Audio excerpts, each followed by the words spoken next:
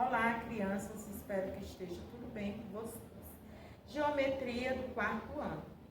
Gente, hoje a nossa aula será sobre construir grafos de barras duplas em planilhas eletrônicas.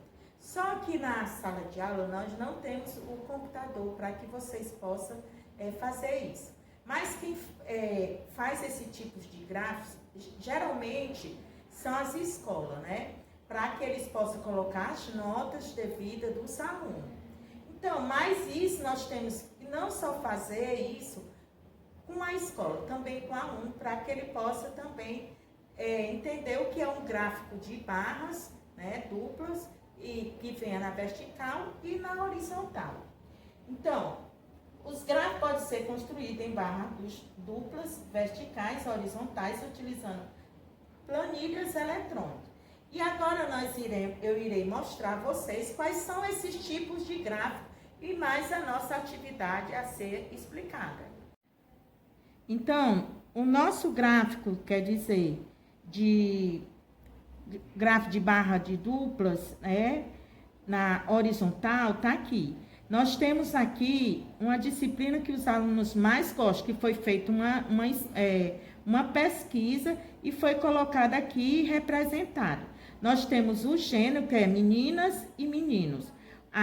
Quais são as disciplinas? Matemática, língua portuguesa, ciência e história. Então, o total de meninos que gostam, mais gostam de matemática, tem aqui a quantidade de 660, de meninos 530, da língua portuguesa, meninas 420 e meninos 610, e ciências, meninas 520, meninos 570. E história 400 são as meninas e 290 os meninos.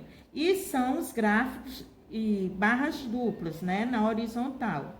E nós temos aqui a planilha eletrônica para transpor os dados que foi coletado aqui dentro da pesquisa. Então, ele é feito, copiado e recolocado aqui na página eletrônica.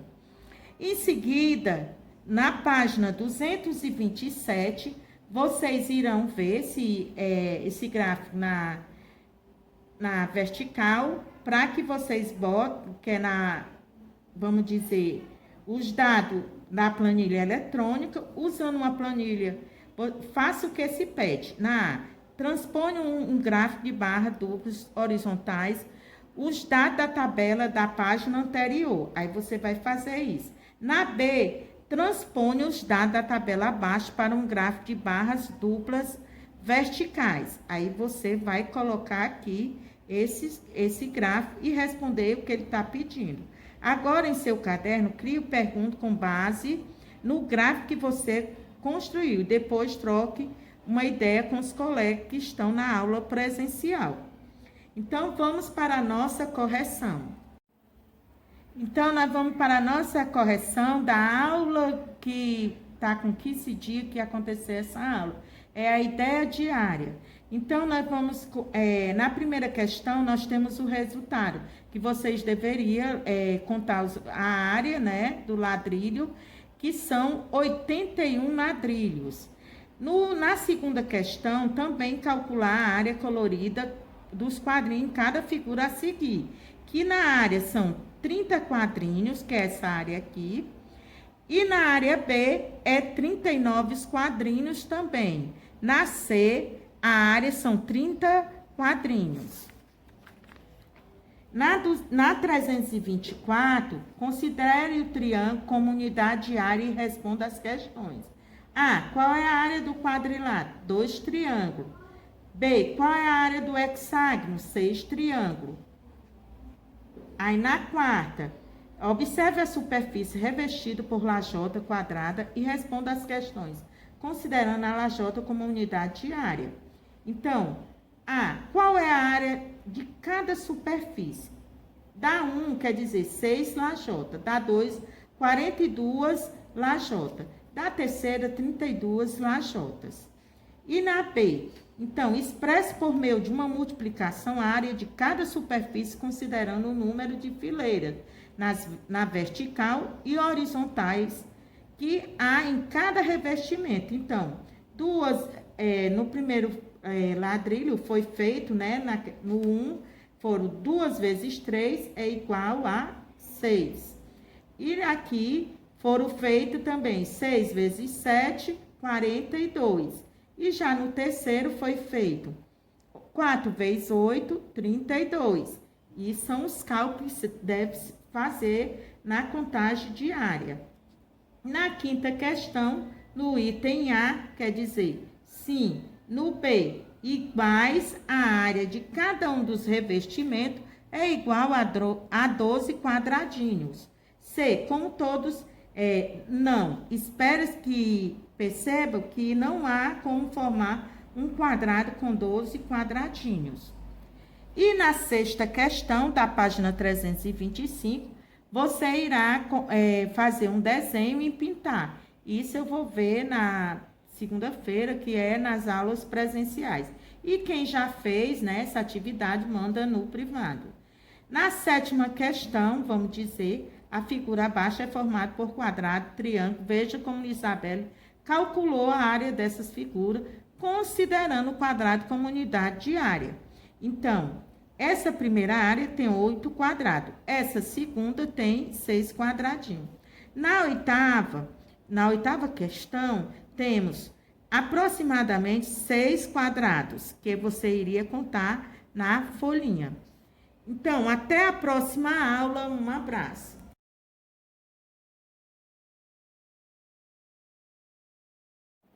Olá, crianças. Espero que esteja tudo bem com vocês. Oficina de escritores do 4º ano. Então, nós iremos ter uma atividade, né, dentro do que vai ser demonstrado aqui a vocês, que é a sequência de fato, quer dizer, o assunto da nossa aula de hoje. Então, uma história, o narrador conta as ações que a personagem realiza. Essas ações acontecem uma depois da outra, seguindo a sequência do tempo. A sequência dessas ações no tempo que foram a história, né? A história que vai ser contada, que vocês irão ver e vocês irão enumerar essa história dentro do contexto que vai pedir na nossa atividade de hoje. Então, essa história, o título dessa história é chamado Carrapinhão. Vocês irão ler e vão fazer a atividade que vai ser pedida aqui hoje. Então, vocês irão fazer, né, a leitura do texto Carrapinhão e fazer a organização desse texto.